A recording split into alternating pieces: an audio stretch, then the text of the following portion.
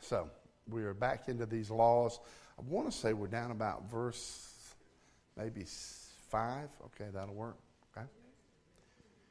Chapter 22 in verse 5. Can't be right. Yes, it is.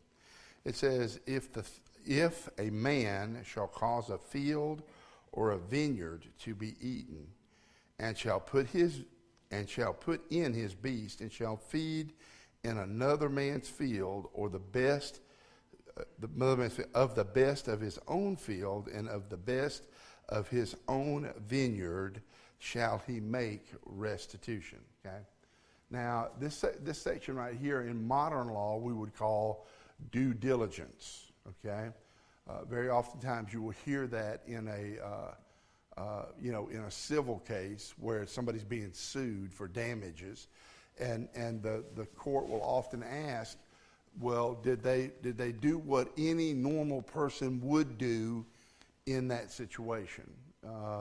If you were in a car wreck, you know what I'm saying, and the person that hit you or was at fault was speeding or ran a stop sign, they didn't use due diligence. They didn't use their responsibility, their thinking process to say, I shouldn't be running wide open, and that makes them liable or gives them liability, okay? Now, think about this for a minute. This case right here is when, what happens? What's going on in verse 5? Anybody know? Nobody knows? Okay, somebody else's animal did what? Went into somebody else's field and did what? Ate up all the grapes or whatever, okay? Now who becomes responsible? The owner of the animal. Why? Because he should have done what? Should have made sure that the animal was kept in, all right? Now, look at what he does as far as restitution goes. How does he restore him? The what now? The best. In other words, can't go in there and give him old hay that's all moldy and rotten and all that stuff. He can't do that and say, well, here, feed your cows this stuff because I don't want to feed it to mine because it was going to kill them. So he has to, God says, I want him to get back the very best. Why? Every law that we have read up to this point has what in mind? Two things. Restitution and what? And justice. And in order to have justice, right, what must the person, you know what I'm saying, who is doing all of this, who let his cow out, wasn't diligent with what is he trying to say? He's trying to say, I want to correct you, and if he has to give of the best of his field, what is that hopefully going to do in the future? Hey, you might want to watch out for Bessie because guess what? Because now think about it for a minute. Now what we're told is in the California fire, you remember the great California fire where it burnt down just about all the city? You know what I'm saying? I guess it was San Diego or where it was. I don't know. Thank you, my brother. Chicago. Was it Chicago fire? Where the cow supposedly turned over the lamp, and because the houses were so close together, they all burned down. People lost their lives and all that. I give you another example. What about the arson that was in Tennessee, in the mountains at Dollywood up there? What about that? And so these people are going to be held responsible. All right? So it behooves us, God behooves us, to be responsible for whatever it is that you have. You need to watch out after it. I cannot understand. I don't know if y'all heard this case, and it just came to mind. Thank you, Lord. But this case with the little kid, the 3-year-old kid that shot the man and killed him because his daddy gave him a gun and said, shoot him. And he shot him and killed him. I don't know whether any of y'all ever saw that, but, now did the father use due diligence? He did not, right? And the little kid, what, is he really liable? He really isn't, because he just done what he was told. Is that not right?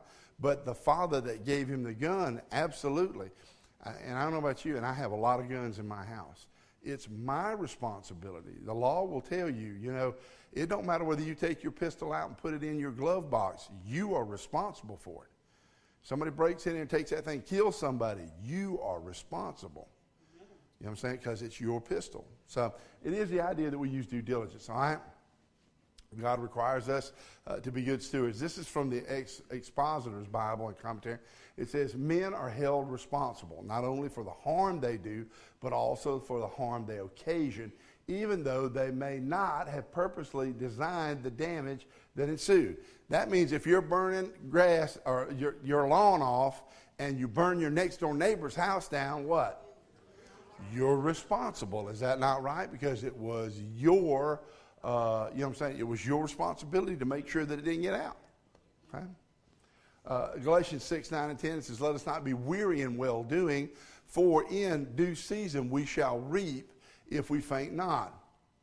And, let's see, as we have therefore opportunity, let us do good to all men, especially unto them who are of the household of faith. Now, I put this in here because guess what happens when you're doing the right thing?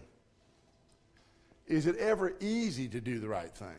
The devil is always going to make what? Make it difficult for you to do the right thing. He's going to whisper, nobody's going to see this. You can get by with that. Well, then we get caught in our own trap, and we want to say what? Oh, well, have mercy on me. Oh, I was sorry I did that. You know, but there are some things that sorry can't fix. You know, and so God says, I expect you to be responsible. And I expect you to be doing what? If he says don't be weary in well-doing, what does he expect you to do? Do the right thing.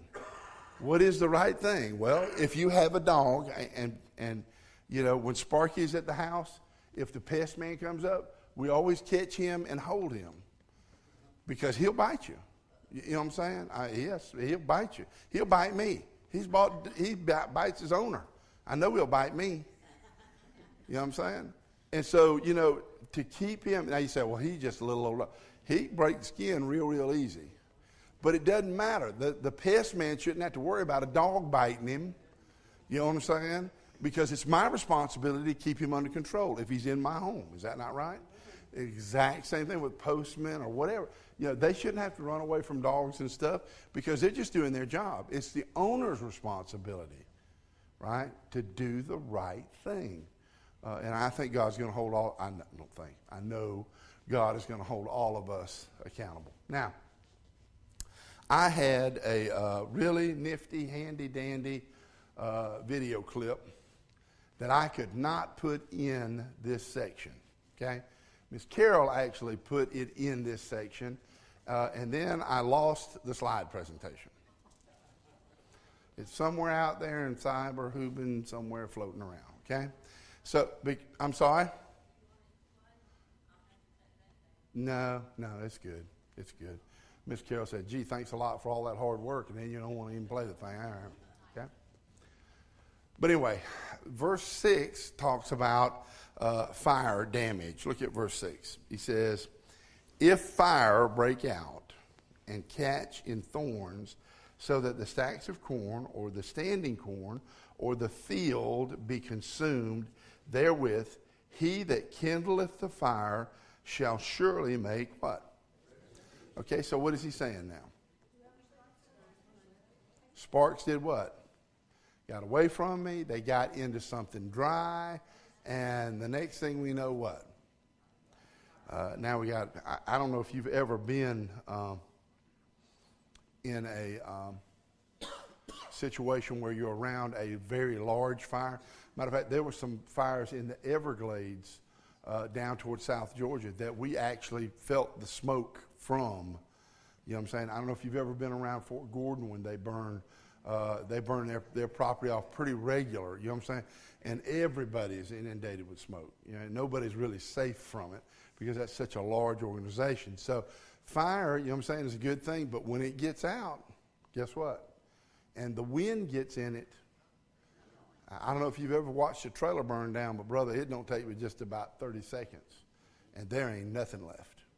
So it is the idea that that person, once again, is what? They're responsible, and that they must make restitution. Now, what about those kids that burned down half of Dollywood and all that stuff up there? How are they ever going to be able to make restitution for that? They can't make restitution for it, can they? But in the event that it is possible to make restitution, we should do what? Make restitution. God holds us responsible, even for the fires that might damage those around us, okay? So let's go on to verse 7 here, all right? Verse 7, okay?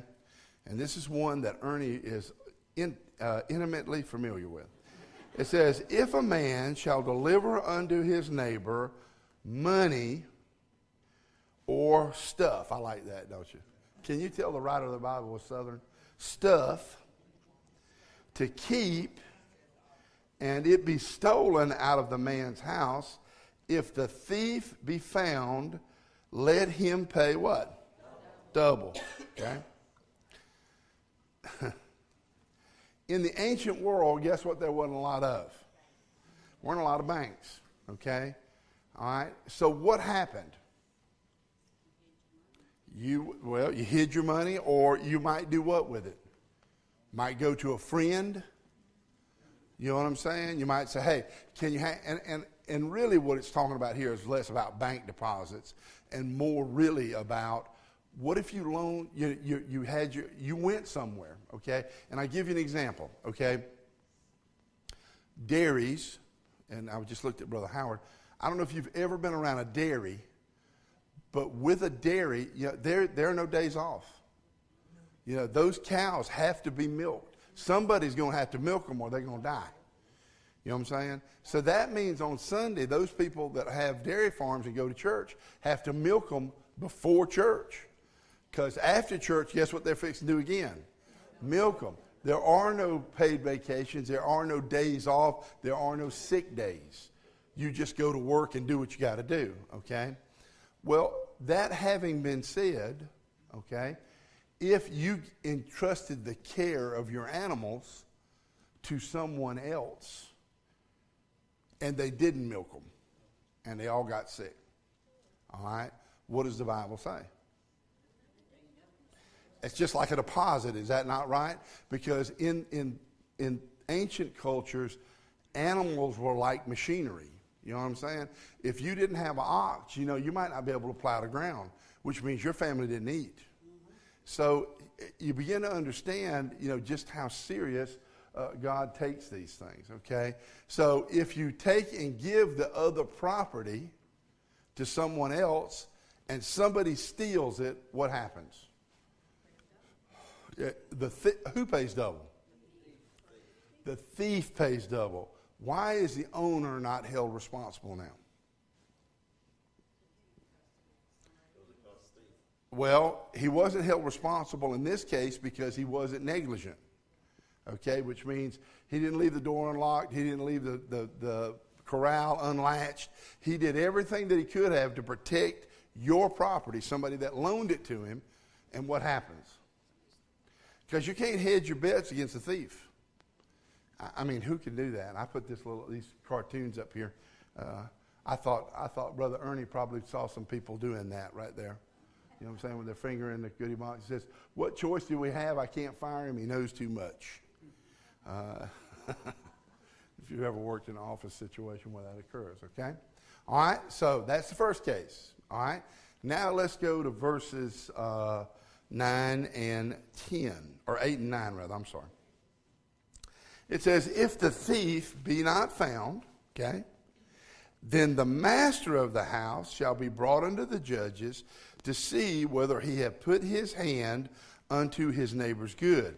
For all manner of trespass, whether it be for an ox or for a donkey or for sheep or for raiment or for a manner of lost thing, which another challenges to be his, the cause of both parties shall come before the judges, and whom the judge shall condemn, he shall pay double unto his neighbor. All right, now we got case 2. What's going on?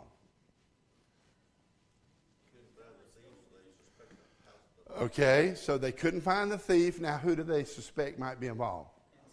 It was an inside job, right? Okay? And I'll tell you what, in a homicide, especially the homicide like a husband and wife, the spouse is always the first suspect. Always. You know what I'm saying? They automatically assume the spouse killed them. And they work with it from there, and it can be very nasty. You know what I'm saying? So the idea is that, guess what? If the owner is suspect, now what has to happen? He has to go to court. Why? Why not just say he's guilty and make him pay double? He gets a chance to defend himself. Is that not right? He says what? What does it say? That he had done all manner of what? He had done due diligence to make sure that the thing couldn't be stolen. And now it's disappeared. Okay? Because sometimes, if you've ever watched Matlock, it can look like the owner stole it, but what? He really didn't steal it. Yes, ma'am. So does this also pertain to the family of that person who's charged with whatever? And how so? Give me an example. What are you talking about, Ms. Wall? You give it to the neighbor, say the man in the house or whatever. Okay. Head of the house, but then one of the children decides to take something, take that skill. Okay. Now remember, this is case 2. Anybody remember what case 1 was? They did what? They caught the thief. Okay? All right. This one, they haven't caught the thief yet. If they suspected that, you know what I'm saying, then I'm sure that they would take the son or whatever with them and say, hey, look. Now today, if that happened, what would happen? We'd pay a high-priced lawyer to do what? To get the kid off. Is that not right? Thinking that we're doing them a favor, and in reality, what? Cause them to get stoned is what's going to happen. So, not only does they have to pay restitution, but what? What does it say? What does it say at the end of verse 9? Or does it? I'm just going crazy. He shall pay what? Whoever the judges find guilty is going to do what? So, the owner might have to become Matlock to find out who stole his stuff. Because guess what? In the end, what's going to happen to the neighbor that loaned it? He is going to get double either way it goes. Now, why is that penalty so severe? I mean, why would he wind up with 2 ox if he only lost 1? It's okay, to teach you a lesson. Anybody else? Remember what we just talked about? It was always restitution and correction. What is the law trying to do? Let him that steals steal no more. In other words, he's trying to say, if it hurts you in the wallet bad enough, guess what? You may have left the corral open and that guy came in there and stole them camels, but what won't you do the next time? Start with, probably nobody's going to loan you a camel. Say, watch him, he'll steal it, or his kid will steal it. You know what I'm saying? But the idea is that if he ever does, what is he going to think about?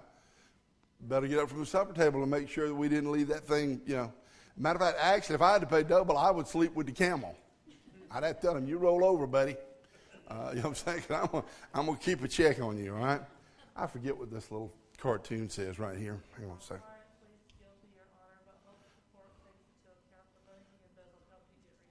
Oh, okay. That was appropriate for election time, okay? All right. Okay, so look at me now with verse 10. It says, if a man deliver unto his neighbor a donkey or an ox or a sheep or any beast to keep, and it die or be hurt or driven away, no man seeing it, then shall an oath of the Lord be between them both, that he hath not put his hand unto his neighbor's goods, and the owner of it shall accept thereof, and he shall not make it good. And if it be stolen from him, he shall make restitution unto the owner thereof. If it be torn to pieces, then let him bring it for a witness, and he shall not make good that which was torn. Okay? Verses 10 and 11. What's going on? What's going on? Nobody knows what's going on. What happened? Okay. I brought my tiller to your house. Okay? And you're going to use my tiller. Now I get ready to come back, and there's oil dripping out of it and a rod hanging out the side of the block. Okay? What has to happen? Somebody has to see it. That's exactly. Because with animals, what can animals do? They're like munchkins. They can walk away. They just wander away. Is that not right? Or what about this? What about if you're using it and it runs into a fence or something and runs something through its heart and kills it? Isn't that what he said? If it be hurt or what? Die? What does it say? Okay. Let's go back and look at it again. It says, if a man deliver up his neighbor a donkey or an ox or sheep or any beast to keep, and it die or be hurt or driven away, no man seeing it, then shall an oath of the Lord be between them both, that they have not put his hands into his neighbor's goods, and the owner of it shall accept thereof, and he shall not make it good. What is he saying? If he was using the animal, plowed and ran into a stick, I bet somebody would have seen it, killed. Okay. So I don't think he could be using the animal. Okay. It has to get hurt of its own, step in a hole, run into a ditch, break a leg, whatever. Wander off. Lose it. Without anybody seeing what happened. Okay. Okay. Yes, ma'am. What's the hands up in the air for? Like, Barbara's like, what? What? Well, you were just talking about stoning you for looking wrong at your neighbor, and now what? I'm not seeing it the same way y'all see it. Okay. I'm seeing it like, okay, Woo-hoo. I like that one. Okay. gave them something to watch out. Okay. Something happened to it. Nobody saw what happened to it. And this neighbor and the man who gave him something made an oath, and the neighbor said, okay, and the one who gave it to him said, okay, nothing's going to do that. That's what I read. Okay. That's pretty accurate. And why not?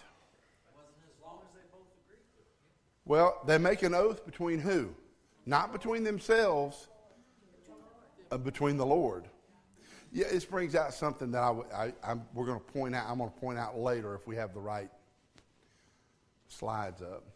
But it is the idea that if you look at the Bible and if you look at your life, I don't care what situation you're facing. Doesn't matter what it is. It all is based in the spiritual. It all, you say, wait a minute now, preacher, how did that happen to this, that? Let me tell you something. I don't care what it is. It's all based in the spiritual. Okay? It's all based in the spiritual realm. All right? Limited liability.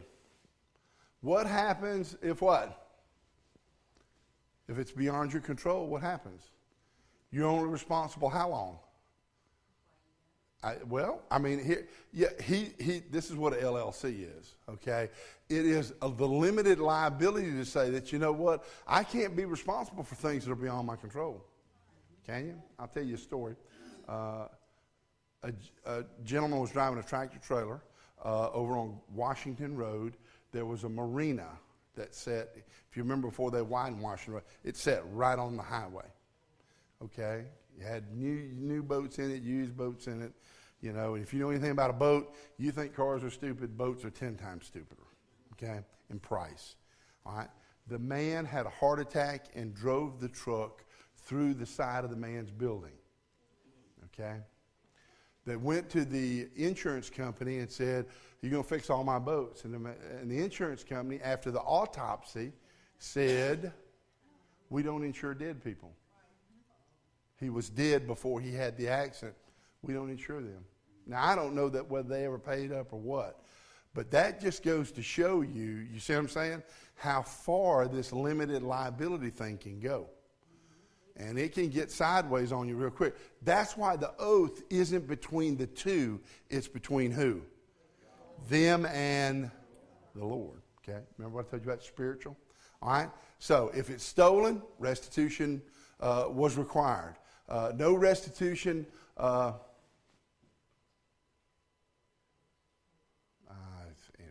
I don't know. All right, anyway, knuckleheaded preacher. All right, so now we go into the next case, which is what? If it's torn up. Is that not right? In other words, mountain lion jumped on it and ate it. Okay? Now what? Okay, he's got to bring him and show him that what? The mountain lion ate him. I guess you have to kill the mountain lion and cut him open or whatever. I don't know. But anyway, you have to bring it to him. You have to show him, right? Okay? Because while it's in your possession, that's it. While it's in control, and I'll give you an example. If you go out and rent something from one of these rental houses, you better bet you're responsible for it. And if you don't believe that, you just run over something and pull a line off of it and run the oil out of that motor and blow it up. And you'll find out just how responsible you are. Okay? When you borrow something, see, what God is trying to say is, all these laws says, just do the right thing. Just do the right thing, you know. This is part of the reason it's not really good to borrow, okay? All right, so now, I ain't read the verses yet, I'm sorry. Let's go down to verse 14 and then verse 15, okay? If my hickey died on me. There you go. There you go, okay? Let me go down to verse 14. It says, if a man borrow aught of his neighbor, and it be hurt or die, the owner thereof being not with it, he shall surely make it good. But if the owner thereof be with it, he shall not make it good. If it be a hired thing, it came from his hire. What's he saying? Okay, this is the rental thing again. Is that not right? If the owner ain't with it, what happens? Okay, the man is responsible, the neighbor. Is that not right? In the next verse, he says what? If the owner is there and this thing is hired out, it ain't borrowed or loaned, what happens? Now the owner begins to be responsible. Whoever hired it out. Is that not right? And he says, guess what? Whatever he paid you to rent it, does what? It pays for the restitution. Is exactly right. Is that right? It probably is, Brother Ike.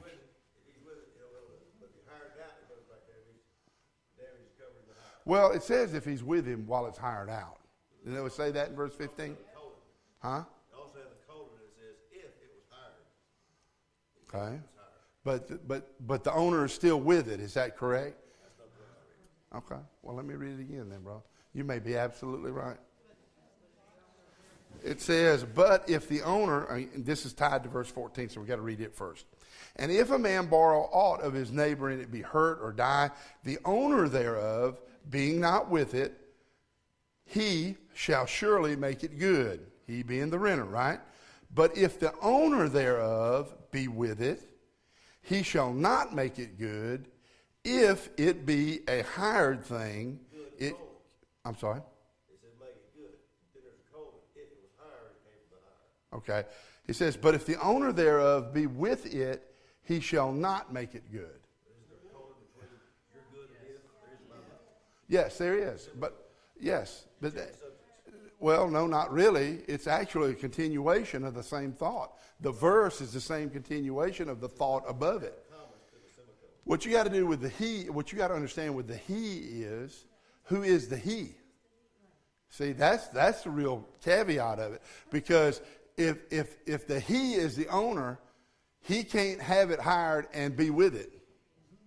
Does that make any sense? Because he would be with it if he were the one that was hiring it out. Does that make any sense? But if I borrowed your tractor Okay. and something happened, then I'm responsible.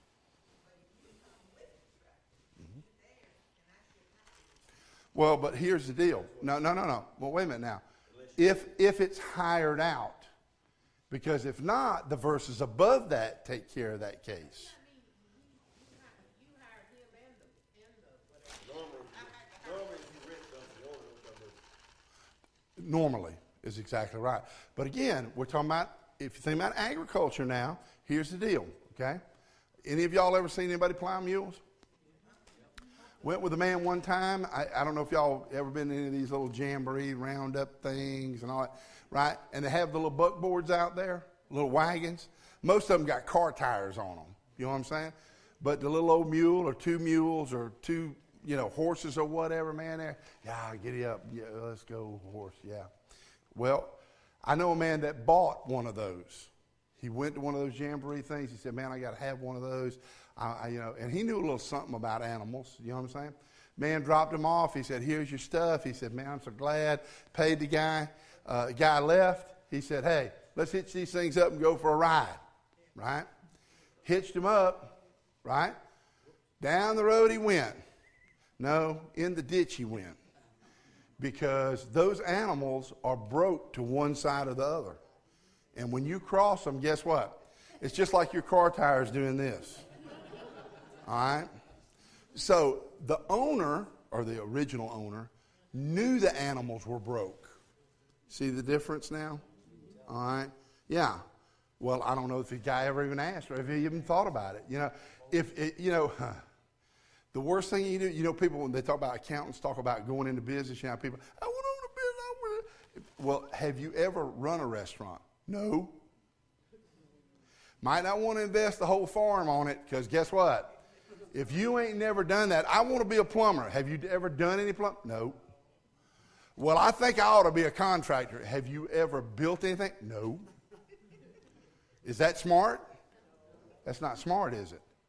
So the idea is here, you know what I'm saying? If the owner is there, and the reason the owner is there as a hireling is because he's saying, I can plow my mule better than anybody else can plow my mule. And I think that's the scenario that he takes into effect. But, and Jim, I don't know if that answered your question or not. I hope it did, or got close to it, or whatever. I don't know that. For some reason, I'm just not really thinking straight tonight. I don't know why. I'm just, well, I don't know, maybe. All right. Now, I put this slide in here because I think that there's a letter of the law and there's an intent or a spirit of the law. Okay? Anybody know what I'm talking about when I say that? What am I saying?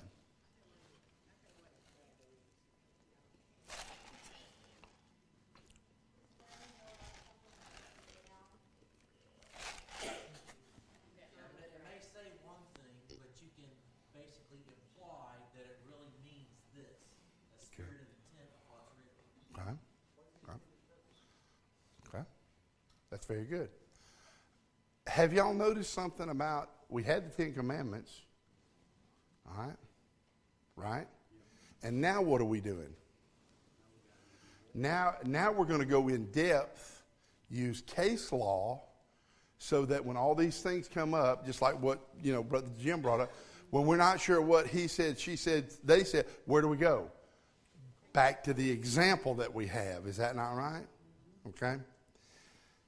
There is a letter of the law and there is an intent of the law, and here's the deal. Oftentimes, most criminals know the law better than people who are not criminals. If you've ever had to be involved with anything in the legal system, with yourself or with a family member, there are people that are held in contempt of court because they don't know they're supposed to be at court. Well, I sent a letter. We had a little girl that used to work with us, and she got stopped over on Washington Road. And the deputy that stopped her, and she worked for Columbia County, it was a Columbia County deputy, said, you realize your license is suspended? And she said, but my license ain't suspended. Here it is. And he says, but your license is suspended. And come to find out, what had happened was, when she was in college, she got a speeding ticket, okay? She graduated college, her address changed, and guess where they kept saying, you need to send us money? To her old address, right? Did that negate her from being responsible? Absolutely did not. Had she been anybody else, they would have taken her to jail. because she was driving on a suspended license. Had been for 3 years and didn't know it. And I mean, she owed they do a late fee on that thing and interest and all that stuff. She owed that's what she was doing, baby, just that. And, I mean, that thing was like $2,800 time she got done. And it was just happened that she was able to call wherever she got it at, down in South Georgia somewhere, Georgia Southern or something. And they waived all the penalties and stuff because it was kind of a mix-up in the mail. Okay? These things happen, whether you realize it or not. I'll give you an example. When one of my sister-in-laws moved out from where Dad was at, okay? When you go by Dad's, all right, I don't know if y'all have noticed that, it's 3464 Gordon Highway is what it is. Dad's got a stop drove up out there. It says 3464A, B, and C. Okay? Well, when my sister-in-law moved out, she said, hey, don't send my mail to 3464 Gordon Highway. I want to change my address to wherever it was. Well, guess what the people at the post office did? They sent everything to the new, because you know why? There is no 3464A. There is no 3464B. It's only 3464. Now, brother, let me tell you something. When you got stuff bouncing all over the place because you ain't paying your light bill and stuff, and you're 88 years old and you can't figure it out, that is not a good day.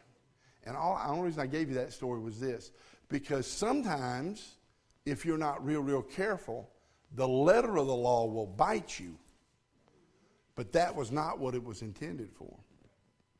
You know what I'm saying? I mean, we are more lenient on people who use drugs than we are on drug dealers. Everybody says, well, we need to get rid of the dealers. Well, but the thing about it is, the people who are addicted to drugs, we say, well, they're just using it. We ought to just say that they're okay. What has happened to that? Well, the people that use it just get a slap on the wrist. Well, guess what they do?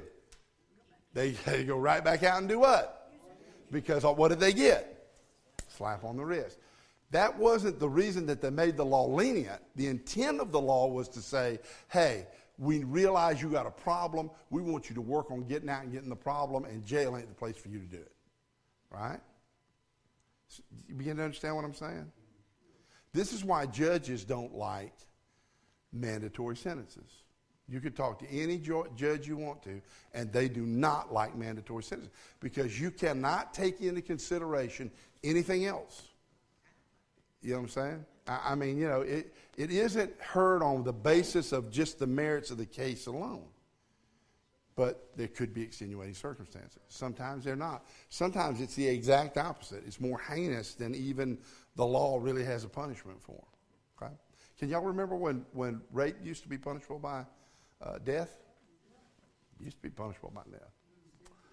All right, so these laws all deal with intent. The intent of the law is to protect the rights of the property owner, to try and stem damage through neglect or deliberate action that they get restitution. It's a deterrent, preventative measure. It protects the thief and the property owner from excess action or retaliation. Anybody know what that is?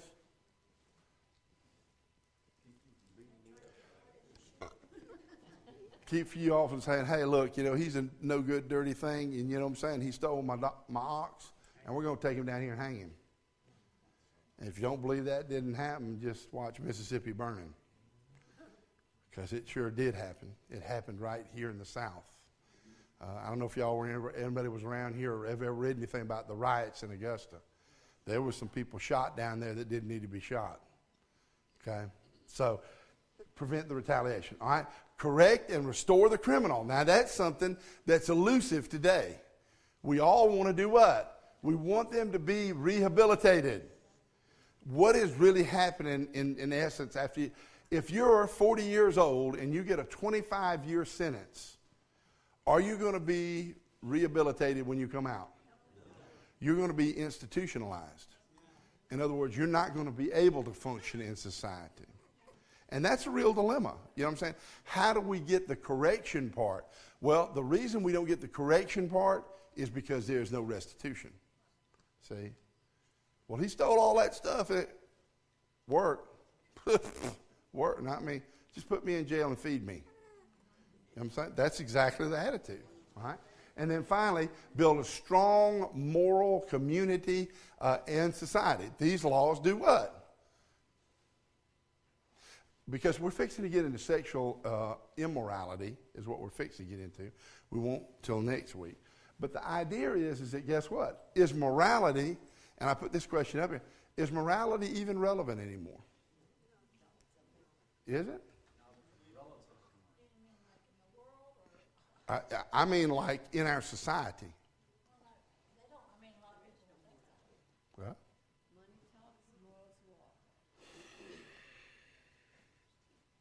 Well, I mean, what do you think?